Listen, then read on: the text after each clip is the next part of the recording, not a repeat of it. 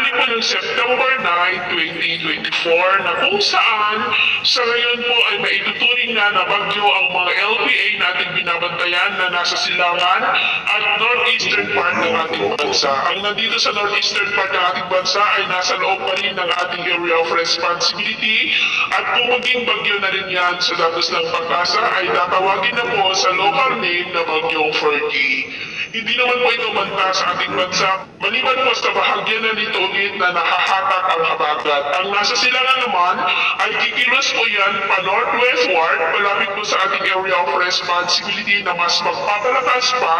sa bugso ng habagat, lalo na po this weekend at next week, mas malakas pa na bugso ng habagat ang ating paghandaan at sa potensyal na pagkakabuo ulit ng isa pang bagyo na magpapalakas po dito. Ito nga po pinapakita ng forecast model natin ginagamit hanggang sa susunod na 2 linggo. Maliban po sa 2 sama ng panahon natin minomonitor,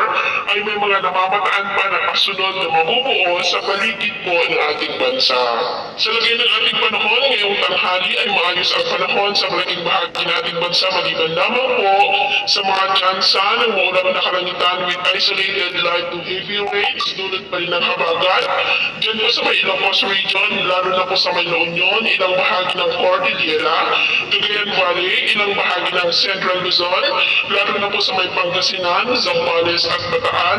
maging po sa may Cavite, Extreme Northern Luzon Islands, Catanduanes, Sorsogon, Masbate, Samar Provinces, Northern Leyte, Cebu, Bohol, ilang bahagi ng Negros,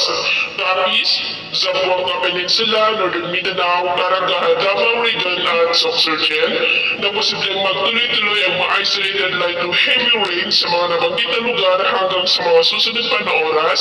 kaya mag-ingat po tayo sa posibleng banta pa rin po ng mga pagbaha at pagguho ng lupa. At sa atin naman po mga baybayin, wala naman po tayong nakatas na namang warning signals, pero bayong mag-ingat lamang po kung pabalaot tayo para po mas makaiwas sa mga sakuna.